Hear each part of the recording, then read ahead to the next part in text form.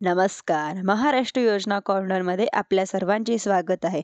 आजच्या आपल्या व्हिडिओच्या माध्यमातून आपण बघणार आहोत की मुख्यमंत्री माझी लाडकी बहीण योजनेचे त्यांना 2100 रुपये केव्हा मिळणार आहे.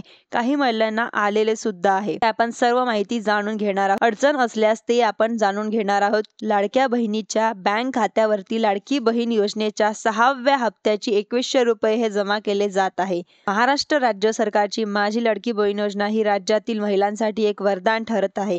या योजनेद्वारे राज्यातील गरीब महिलांना आर्थिक सक्षमीकरणासाठी मदत केली जात असून त्यांच्या बँक खात्यात दरमहा थेट रक्कम जमा केली जात आहे. अगोदर महिलांना या योजनेचे 7,500 रुपये मिळाले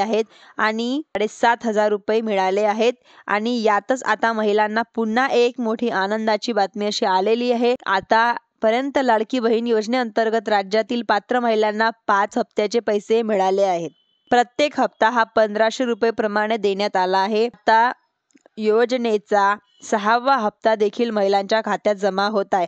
परंतु या हप्त्यात एक महत्त्वपूर्ण असा बदल करण्यात आला आहे की मुख्यमंत्री एकनाथ शिंदे निवडणुकीदरम्यान केलेल्या घोषणेनुसार 6वी हप्त्यात महिलांना 1500 रुपये ऐवजी 2100 रुपये देण्याची रक्कम ही जमा होत आहे. येत्या 24 तासामध्ये राज्यातील सर्व पात्र महिलांच्या खात्यात 6व्या हप्त्याची रक्कम जमा होणार आहे. निश्चित आहे कारण की याबाबतची घोषणा शासनाकडून आधीच झालेली आहे.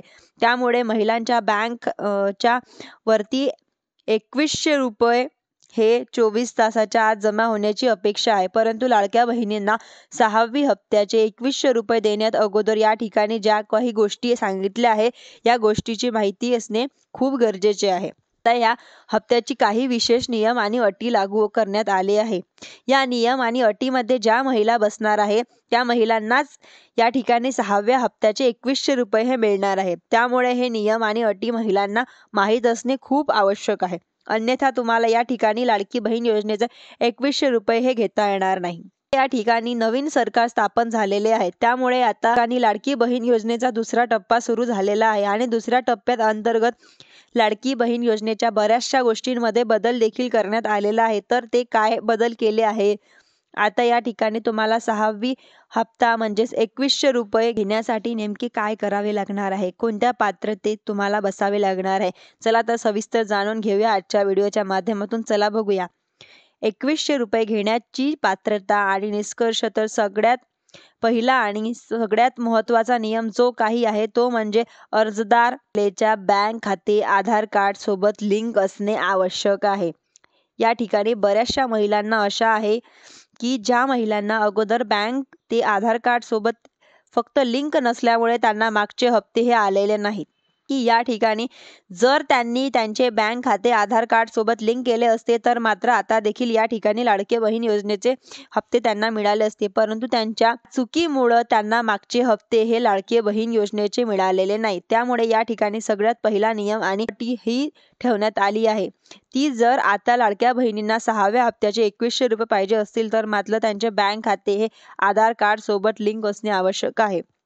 अन्यथा तुम्हाला या ठिकाणी 2100 रुपये मिळणार नाहीत. या ठिकाणी बऱ्याचशा महिला काय करतात, हे आधार कार्ड घेऊन बँक खाते तर उघडून घेतात, सोबत त्यांचे आधार कार्ड देखील लिंक करतात. परंतु त्या ठिकाणी डीबीटी ऑप्शन जे आहे ते ऑप्शन ॲक्टिव्ह करत नाही.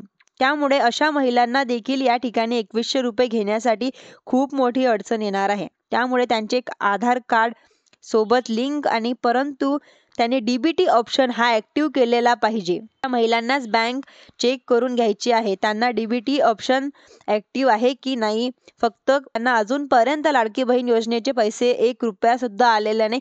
अशा महिलांनी सर्वात अगोदर बँकमध्ये जाऊन हे दोन्ही ऑप्शन ऑन करून घ्यावे व लिंक करून घ्यावे. लाडकी बहीण योजनेअंतर्गत पैसे अगोदर मिळालेले आहेत, पैसे हे मिळालेले नाहीत अशा महिला डीबीटी लिंक ऑप्शन ऑन करून ठेवावे. त्यांना लवकरात लवकर पैसे येऊन जातील. अशाच नवीन माहितीसाठी माझ्या चॅनलला लाईक, सबस्क्राईब, शेअर करायला विसरू नका.